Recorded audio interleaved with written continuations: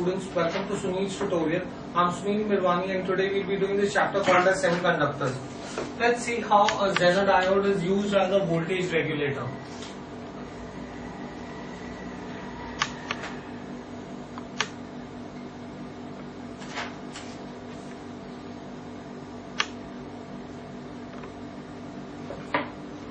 Let's see the application of Zener diode as a voltage regulator.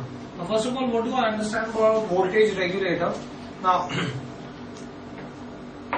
if the output voltage remains constant regardless of the variation of the input voltage, then such a device is called as a voltage stabilizer or a voltage regulator.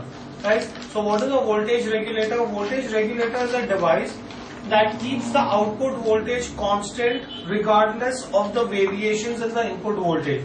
Now let us see how does a Zener diode achieve such an application.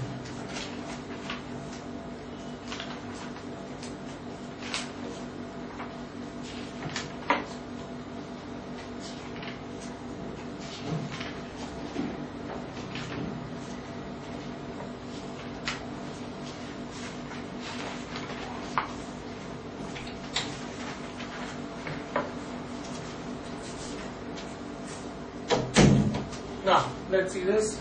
Let's assume that this is my input voltage, right? This is R. Let's assume that you have current flowing from the positive terminal here. Current flowing in. This is IZ. Let's assume that this is my load resistance. Let's assume that EO is the potential drop across the load resistance. IL is the load current. I is the current that flows back through the resistance. Fine, do we get this in here? Let's assume IZ I told you is this. Okay. Now, this is your circuit diagram arrangement for Zener diode as a voltage regulator. Right? Now, the Zener diode of a Zener breakdown voltage is connected in reverse bias across the load resistance, where a constant output is desired. A series resistance absorbs the output voltage. This is your series resistance which will absorb the output voltage fluctuations so as to maintain constant voltage across the load. The Zener maintains a constant voltage. What will be the constant voltage that will be maintained by the Zener? That will be Vz, right? Across the load, so long as the input voltage does not fall below the Zener voltage. Now, if the input voltage increases, then as it increases beyond a certain point, Zener breakdown is achieved. Right? As the Zener breaks down, the entire current then flows through the Zener diode and the load resistance is saved. So under any circumstances, you would not have excessive current flowing through the load resistance. Fine, do you get this in here? So that's your basic principle of a voltage stabilizer that is achieved with the help of a Zener diode. Fine, do we get this in here? So I can say that a Zener diode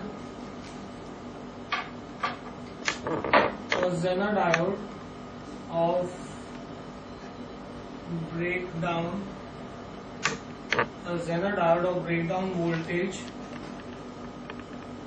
Vz is connected in reverse bias.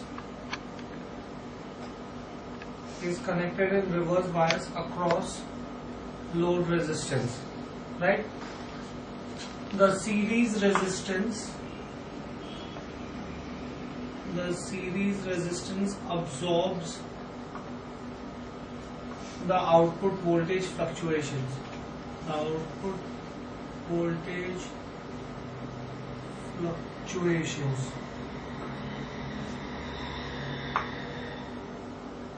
Right? Now, let's see how does this work. I can say that the load current E0 remains constant even when the input voltage and the load resistance may vary over a wide range. How does this happen? Since the Zener is in breakdown region, I can say since the Zener is in breakdown region. Since the Zener is in breakdown region, it maintains a constant voltage.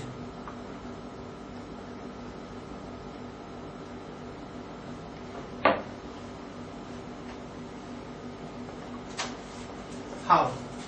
Right? Let's assume that the input voltage increases. Suppose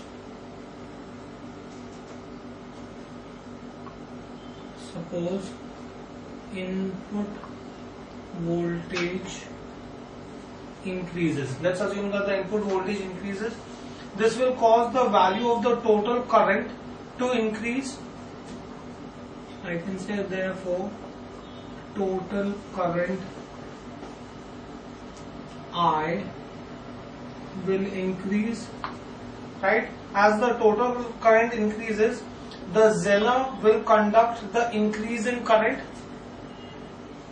right? The Zener will conduct the increase in current, keeping the voltage across it constant. Zener will conduct the increase in current, keeping Vz constant. Why will it conduct the increase in current? Because in breakdown, the current in the Zener, if the current in the Zener increases, even then the voltage remains constant. Once the Zener is in breakdown voltage, a very sharp increase in the current also does not bring a change in the voltage. So as it breaks down, although the extra current will flow through the Zener, but the voltage across Zener will remain constant. Right? Do we get this thing clear? Now, the load current, hence, see, since the extra current is flowing through the Zener, therefore I can say that the load current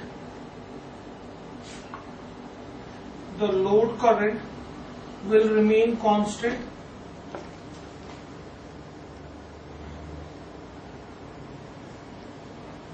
Right? That will keep your load current constant. The excess voltage drop is dropped across the series resistance. The excess voltage drop is dropped across the series resistance,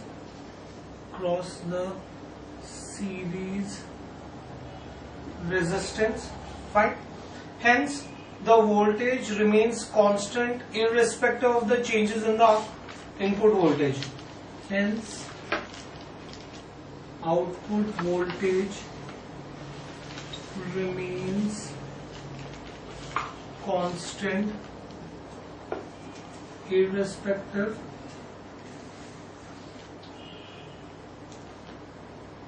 of the changes in input voltage.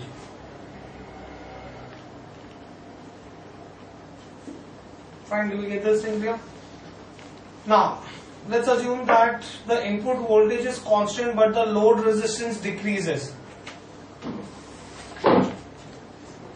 Right? In that case, this will cause the load current to increase. Hence, as the Zener is in breakdown voltage, Zener is already in breakdown region, therefore the voltage drop across Zener cannot change. In breakdown region it cannot change. Hence the drop across the series also cannot change. Since the load resistance is in series with Zener, if the Zener voltage cannot change, then the voltage across the load resistance also cannot change. So even if the voltage decreases, even if the input voltage decreases, the output voltage still would remain constant, right? Now I can say if the input voltage is constant, if the input voltage is constant, if the input voltage is constant but load resistance decreases, right? This will cause an increase in the load current. This will cause an increase in load current. load current will increase. Now, as the Zener is in breakdown, as the Zener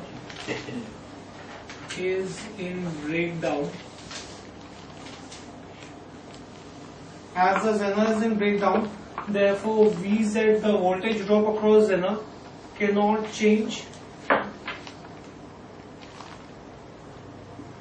right? Hence, the voltage drop across the series resistance cannot change. Hence, the voltage drop across series resistor cannot change.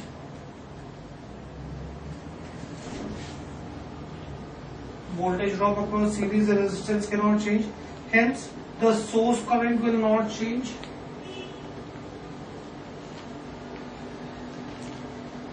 Current does not change, right? But the current through the Zener is decreased. Therefore, the current through Zener is decreased. Zener is already in breakdown. Since Zener is in breakdown, an increase or decrease in the current will not bring about a change in its voltage. Thus, the additional load current will come from a decrease in the Zener current. Thus, the additional load current will come from the decrease in Zener current, and therefore the output voltage will remain constant.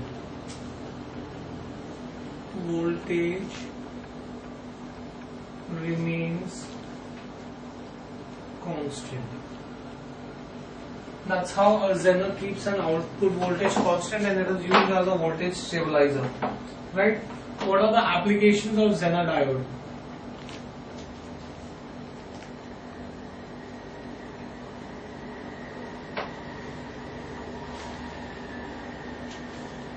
What are the applications of Zener diode?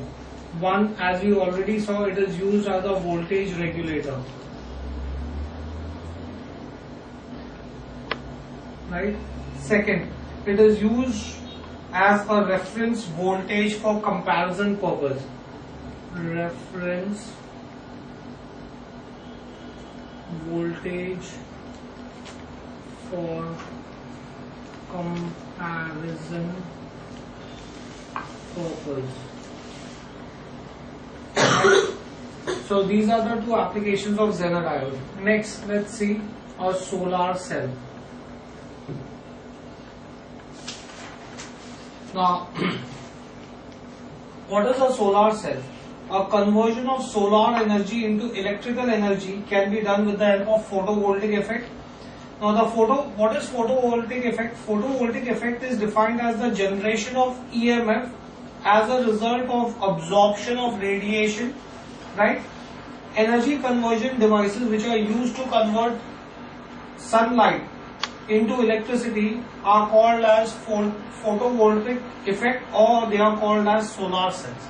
So what are solar cells? Which can convert sunlight into electrical energy. Fine, do we get this in here? So let's see what are solar cells. I can say that direct conversion of solar energy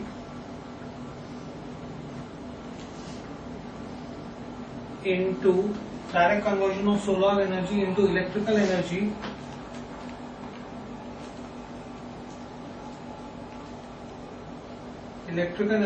can be done by means of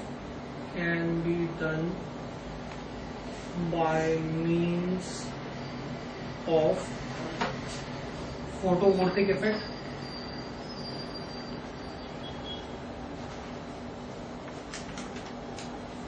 right?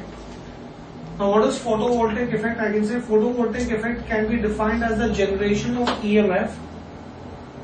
Photovoltaic effect can be defined as the generation. Photovoltaic effect can be defined as the generation of EMF as a result of absorption of radiation.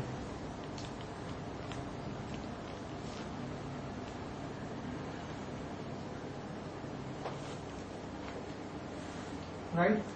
Now, the energy conversion device which is used to convert sunlight into electricity, the device that does this, the energy conversion device, which are used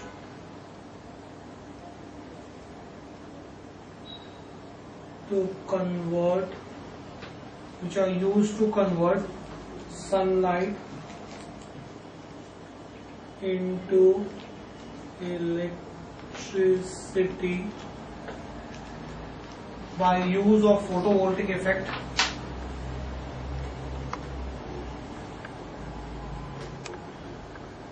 Photovoltaic effect are called solar cells.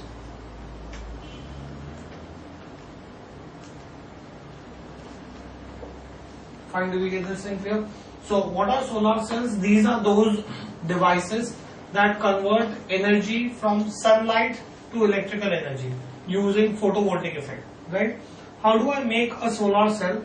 A solar cell is made of semiconductors that generate electricity when they absorb light, right? What are they made up of? They are made up of nothing but a large area of PN junction diode, right?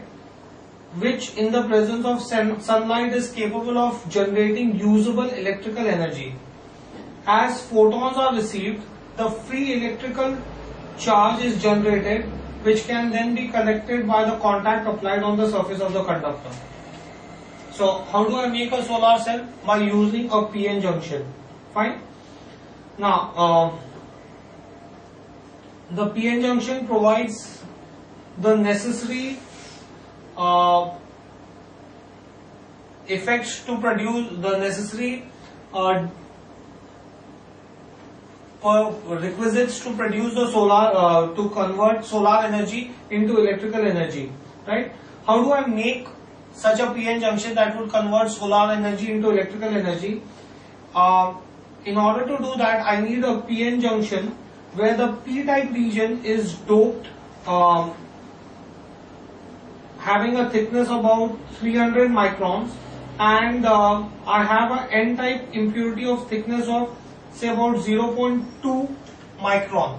That means if I have a PN junction where the p-type wafer is very thin, whereas the n-type region is very high, then if the light is made incident on the n-type region, that would provide sufficient kinetic energy to the electrons in the n-type region, which would acquire sufficient energy to overcome the potential barrier and jump into the p-type region, and that's how electricity would be generated.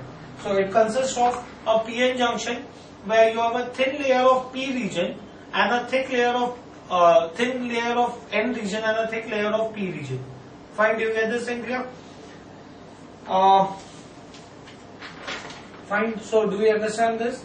Let's write this down. How is a solar cell made?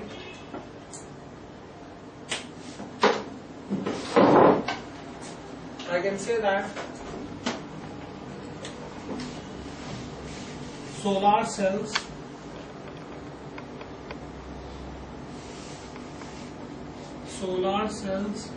are made of semiconductors. Solar cells are made of semiconductors. They consist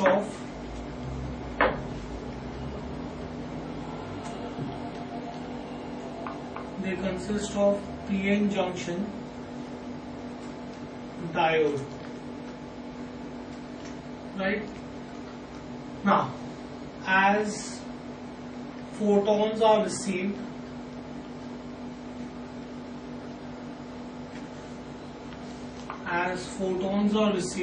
free electrical charge are generated. Free electrical charge is generated, which can be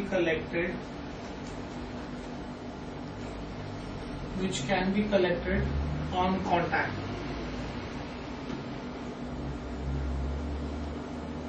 Right? Applied to the surface of semiconductor.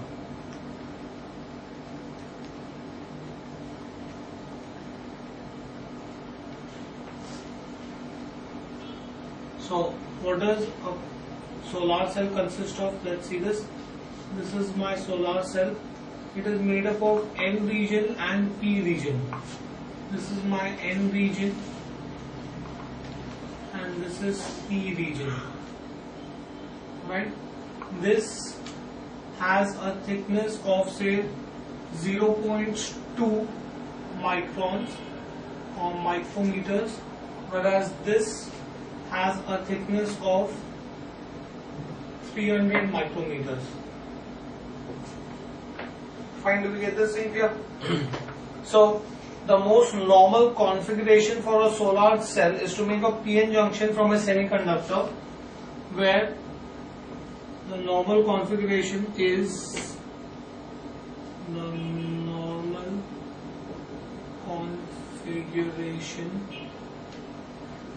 to make a solar cell.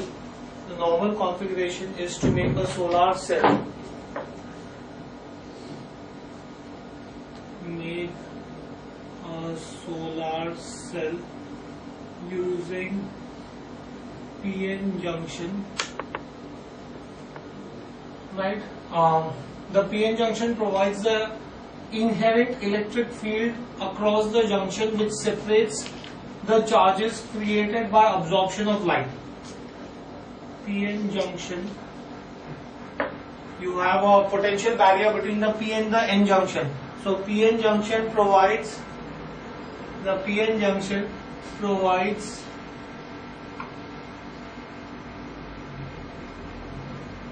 an inherent electric field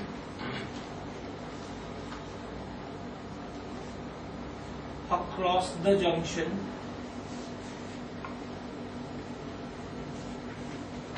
which separates charges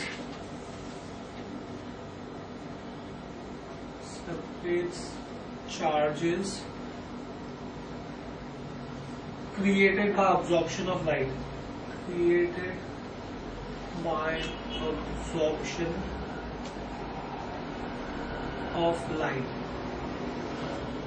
Right? So the cell consists of a thin wafer of P-type. The cell consists of a thin wafer of P-type doped silicon. P-type doped silicon of 300 micrometers. Right? Now, a shallow junction is formed at one end by diffusion, and the N-type impurity of thickness 0.2 microns is put into it. Right? So I can say that a shallow junction is formed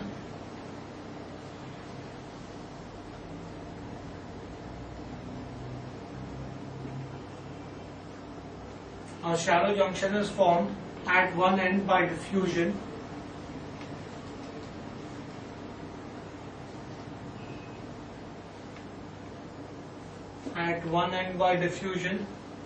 of N-type impurity to a thickness of 0.2 micrometers. Fine. Now light is made incident perpendicular to the junction. Light is made incident perpendicular to the junction. Right? Once I make light perpendicular to the junction, the positive and the negative charges created by absorption of photons are thus encouraged to drift to the front and the back of the solar cell. Right? Due to light falling on the n-type region, I can say that the positive and the negative charges created by absorption of photon, charges created by absorption of photons, the positive and negative charges created by absorption of photons are encouraged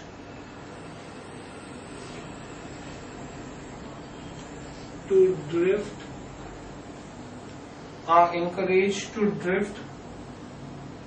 to the front and the back of the cell, to the front and back of cell. Fine. Now you have metal electrodes attached to the front and the back of the cell that collect these moving charges. Metal electrodes connected to front and back of cell collect these charges. Fine, do we get this in here? So that's how you have electricity generated with the help of a solar cell. Fine, do we get this in here? Now, in you can have either creation of a pair of positive and negative charges, right? Or you could have separation of positive and negative charges by potential gradient within the cell. You could have, depending upon the thickness of the depletion barrier and the amount of doping of the N and P type region, you would have electricity that would be produced. Fine, do we get this in here? Now, what are the advantages of using a solar cell?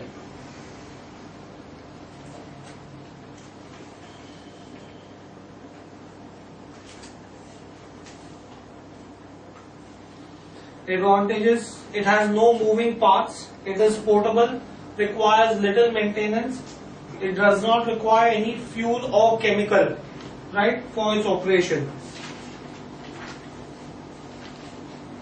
No moving part. Next, portable.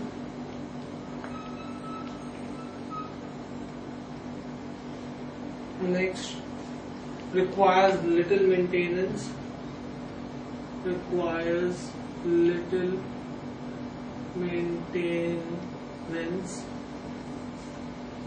Right? No fuel or chemical is required.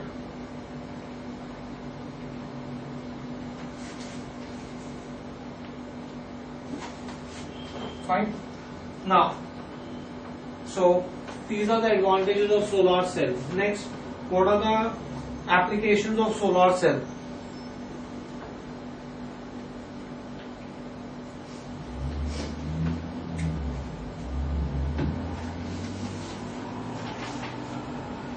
Applications of solar cell: they are used for providing power in satellites due to their low weight and durability.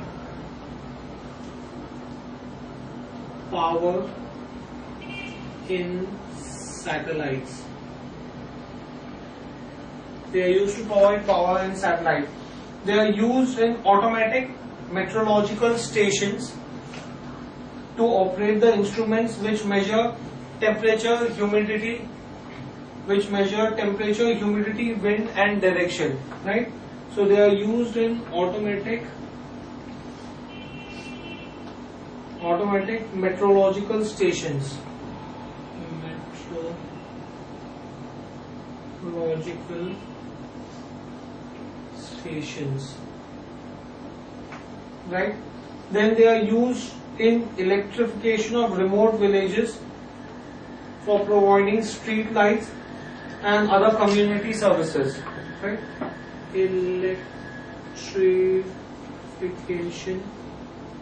Electrification of remote villages.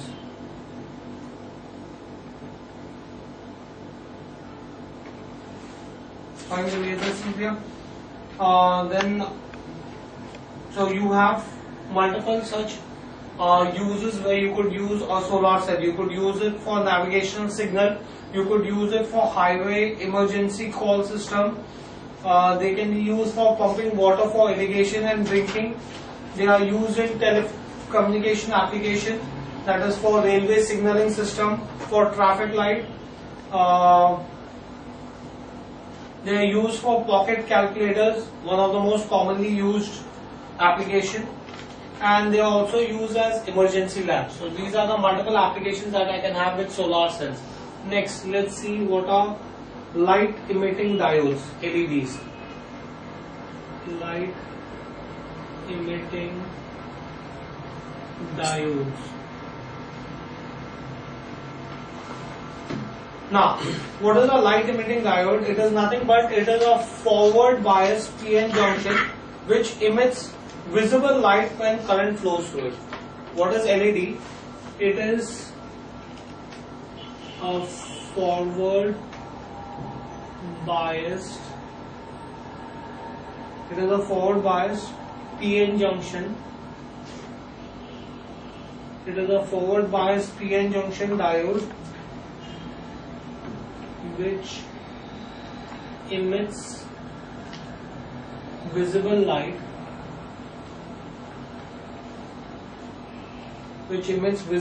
when current is made to flow through it.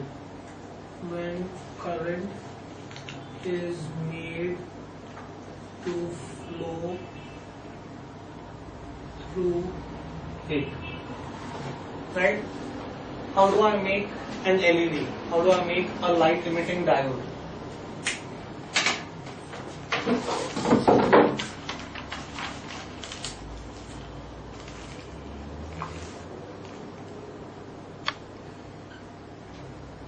Construction of a light emitting diode.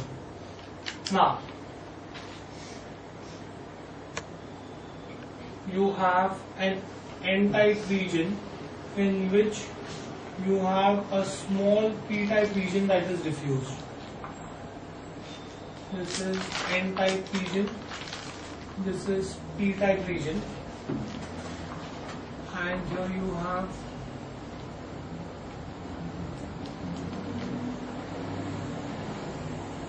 right, that portion is visible, so you would have light being emitted from here.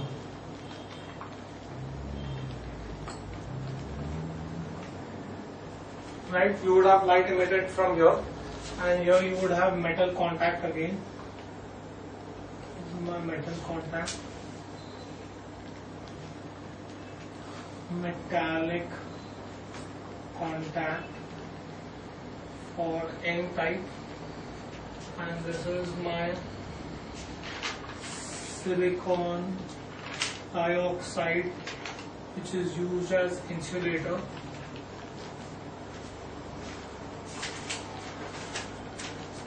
On top of it you have this metallic contact.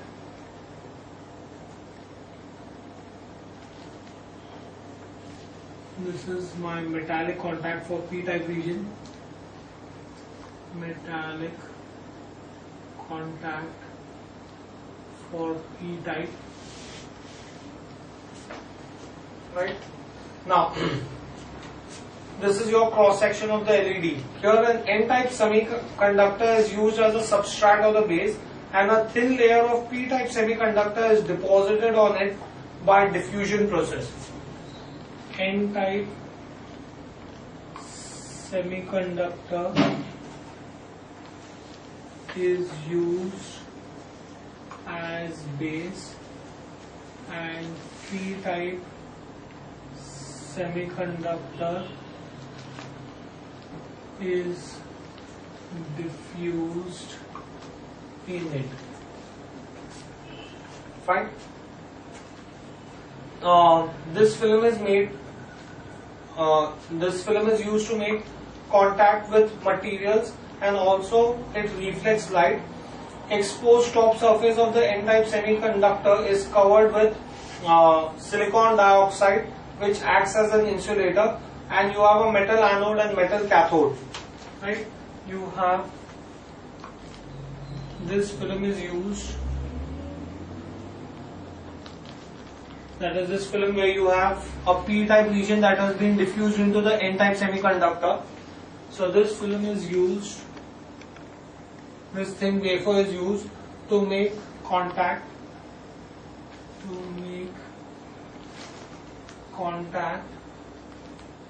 with the material,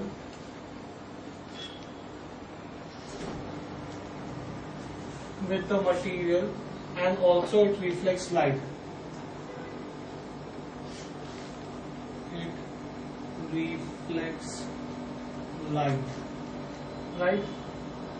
The exposed top surface of the N-type,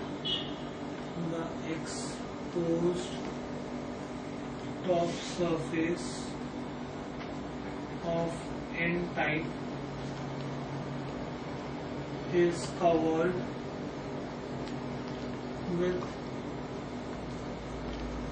silicon dioxide, right? You have metal anode connections that are made at the outer edge of the P layer so as to allow central surface area for light to escape, right? You have metal anode connections. Your metal anode connections made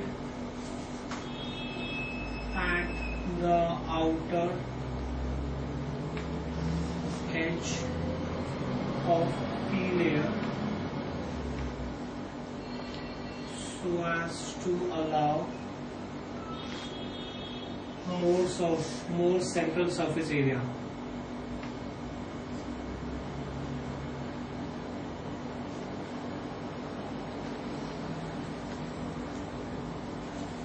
Right? So that's your construction. How does it work?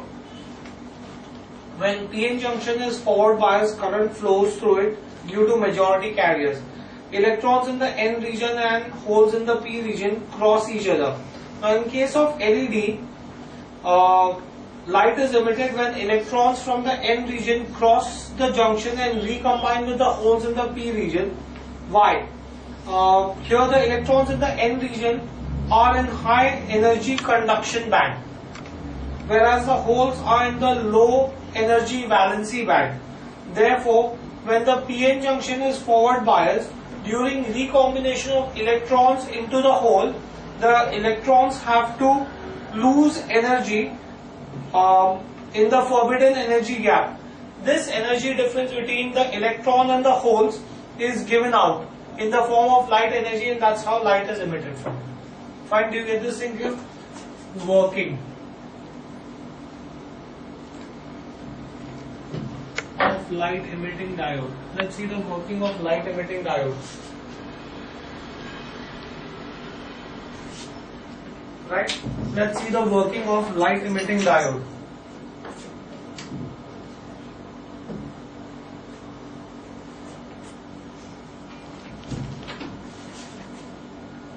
The electrons in the N region,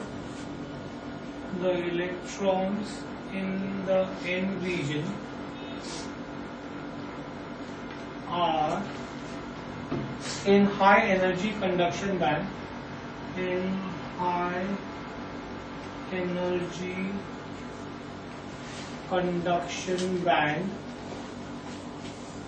They are in the high energy conduction band, whereas the holes in the P region,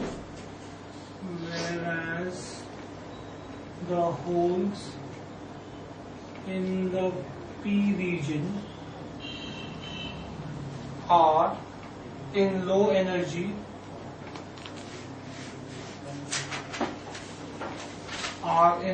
energy valency band. Fine.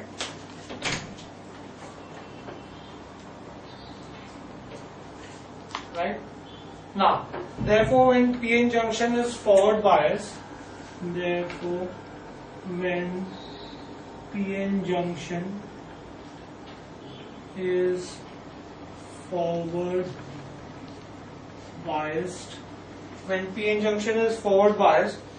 during recombination of electrons and holes, during recombination of electrons and holes, during the recombination of electrons and holes, the electrons lose energy. Electrons lose energy, right? The energy difference is given up either in the form of heat or in the form of light. This energy difference is given up in the form of heat or light. Energy difference is given out in the form of heat or light. Now, in the case of silicon and germanium junctions, a greater percentage of energy is given out in the form of heat, whereas a little amount of energy is given out in the form of light.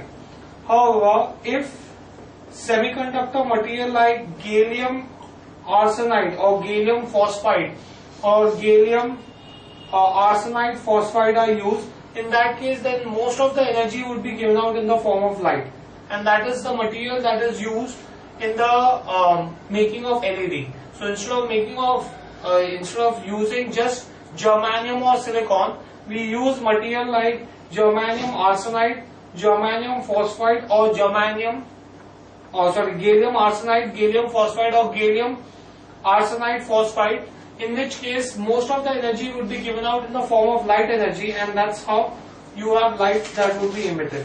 Fine, do we get this thing clear? Now,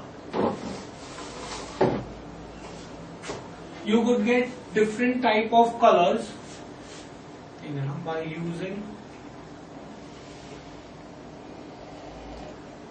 gallium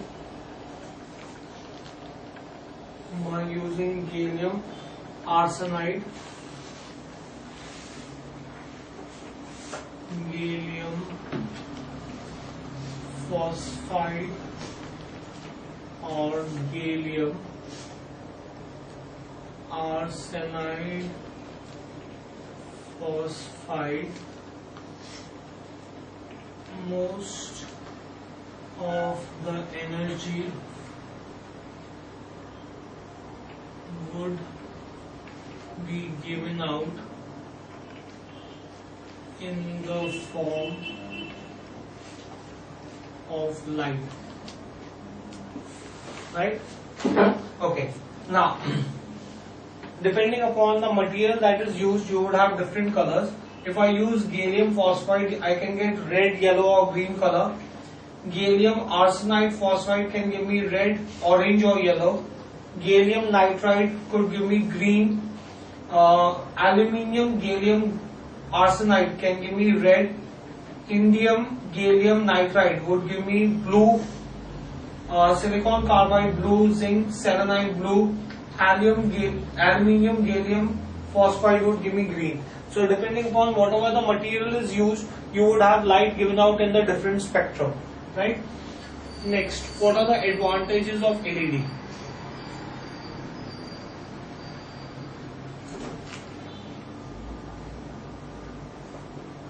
What are the advantages of LED? They require very small current for it to work. They require about only 10 milliamps of current. Require very small current, right? That is 10 milliamps. That's just the amount of current that is required for their working, right? They produce more light per watt than incandescent lights. So therefore, they are useful in battery powered devices. They produce more light.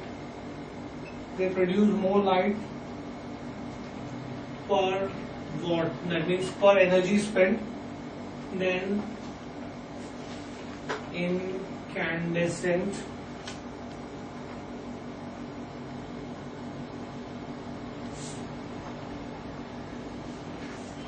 light. Fine. They operate on low voltage supply. Operate on low voltage supply. Fine. So then you can get the intended color. You can get dimming effect with the help of LEDs. They have an extremely long lifespan. They have a lifespan of about 1 lakh hours, which is twice as long as the best fluorescent bulb that you can get.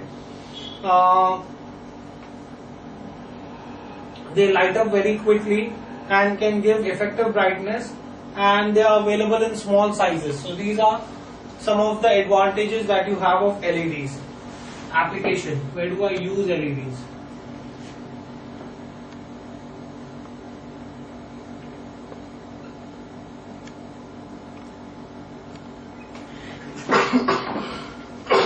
Now, LEDs are used as status indicators in all sorts of equipments.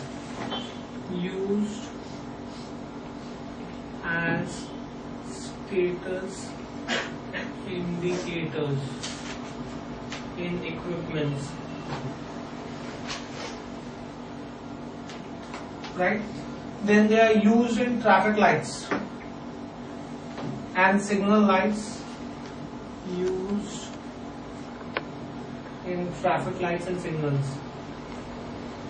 Traffic lights and signals.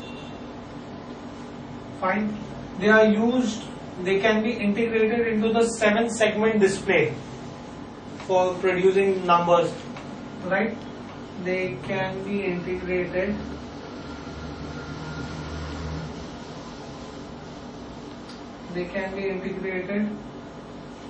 as 7-segment display. Segment display. Right?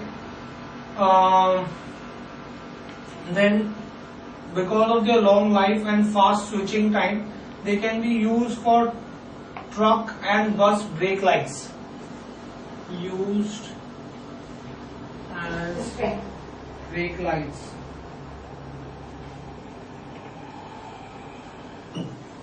Fine. Then they can be used as voltage reference in electronic circuits. They can be used in elevators, push button lighting. They can be used in movement sensors, and they can be used in burglar alarm circuits. So these are the different places where I could use LEDs. Next thing that you have is transistors.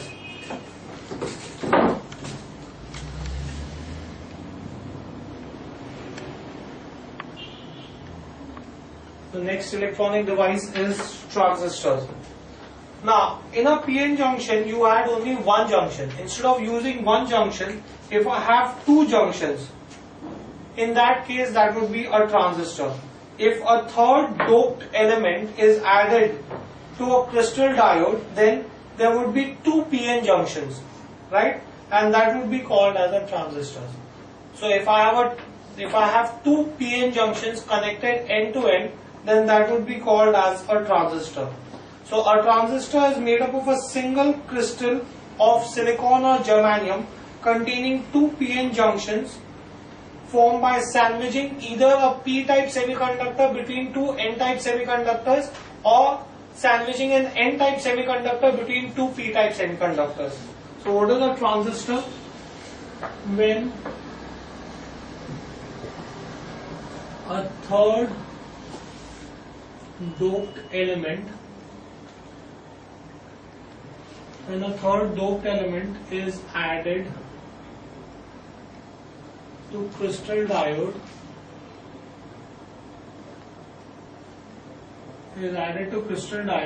in such a way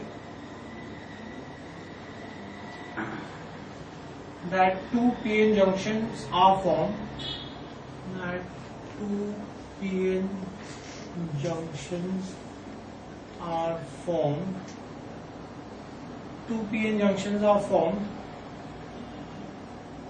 The resulting device is called as a transistor. The resulting device is called as transistor. So what is a transistor? A transistor consists of a single crystal of silicon or germanium. A transistor consists of a single crystal of silicon or germanium containing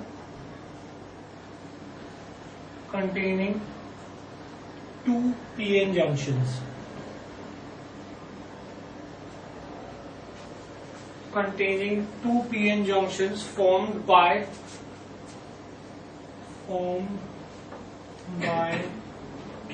sandwiching either P or N type semiconductor. By sandwiching either P or N type semiconductor between a pair of opposite layers. Between a pair of opposite layers. So that is what is a transistor, right? Now what are the different types of transistors? Since I could either sandwich a P-type layer or an N-type layer, there are two types of transistors that I can get. I can get an NPN transistor and a PNP transistor, right? I could get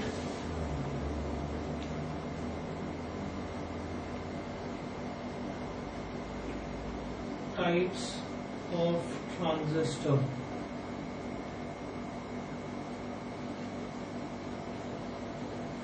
You could have two types of transistors.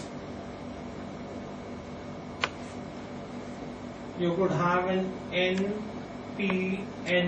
transistor, right, where you would have electrical contacts coming out from each one of them. This is called as the emitter, base, collector. So you would have an emitter, base and collector. That would be my NPN transistor, or I could have a PNP transistor.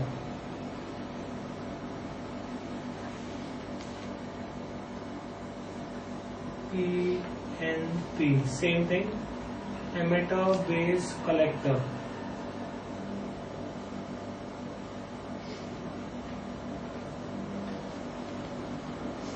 So thus there are two different types of transistors.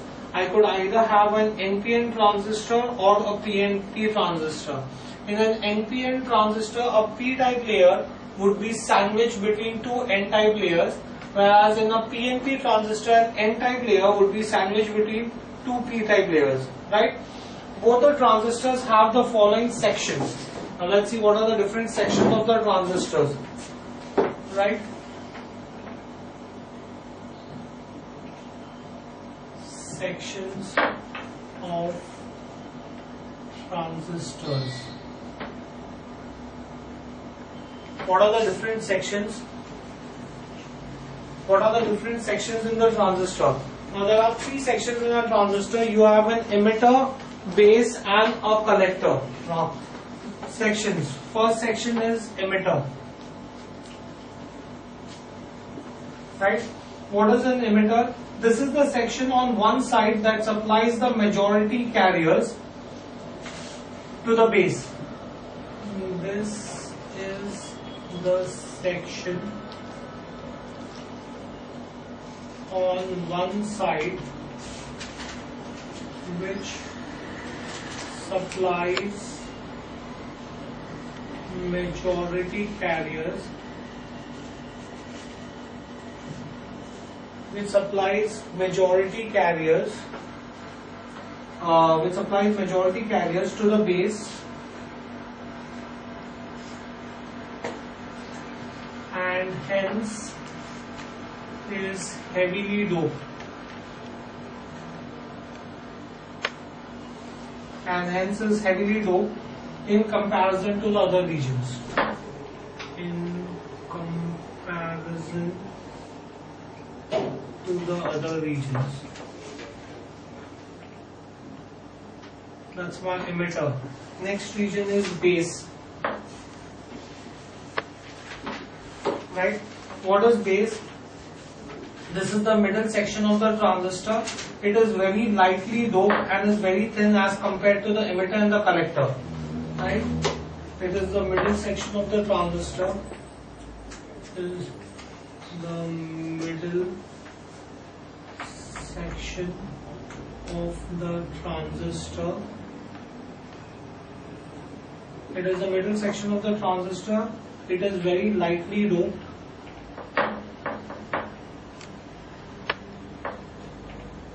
It is very lightly doped and is very thin.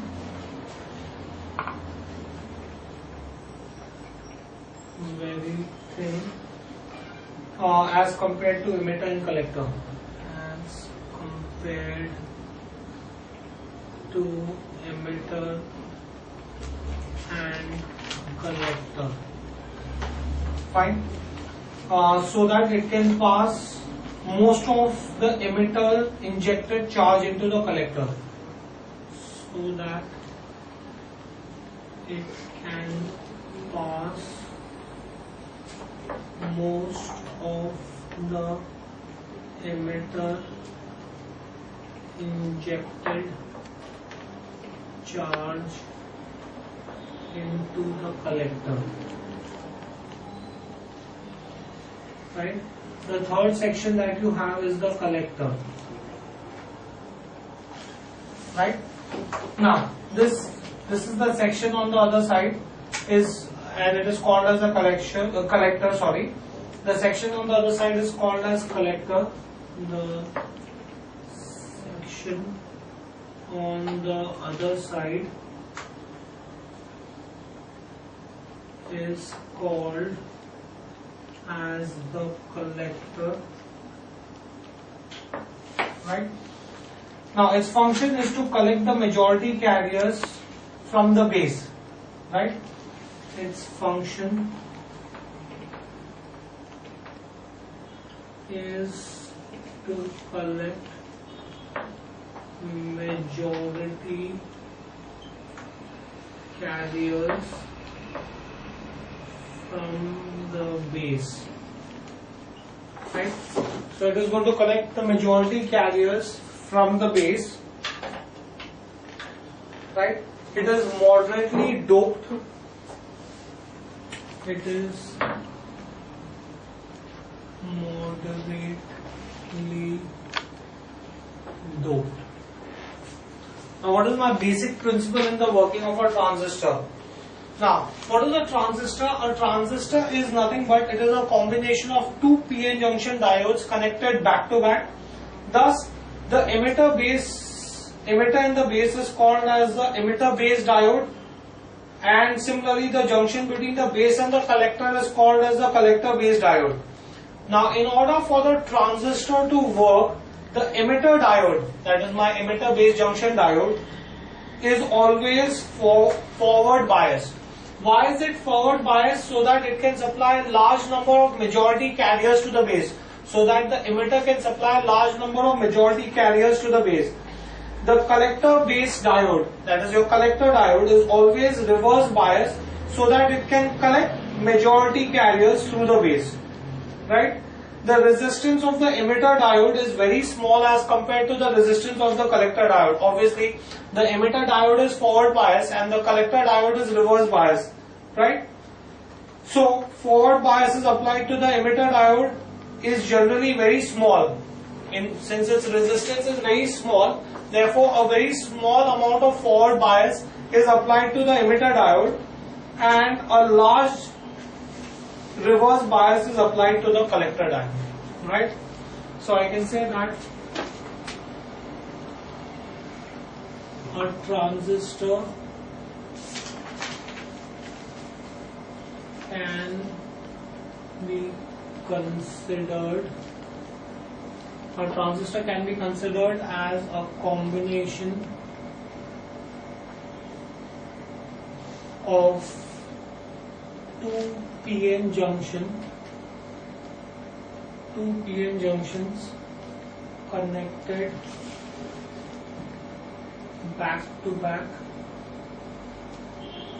Two PN junctions connected back to back. The junction between the emitter and the base, the junction between emitter and base is called emitter diode.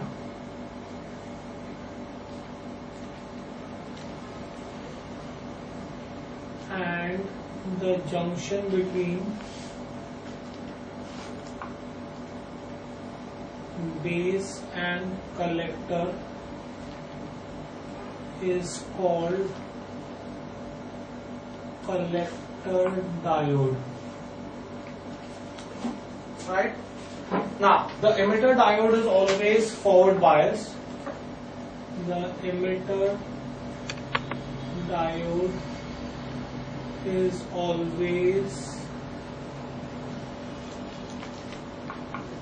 forward biased.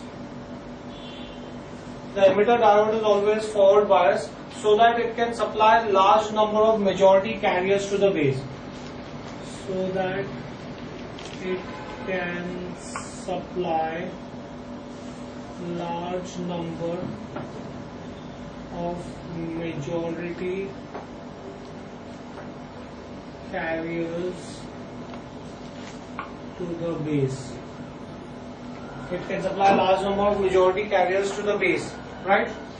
The collector diode is always reverse biased so that it can collect majority carriers from the base.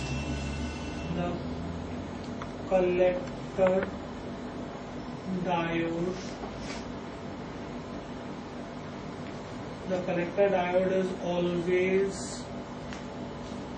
reverse biased so that it can collect majority carriers from the base.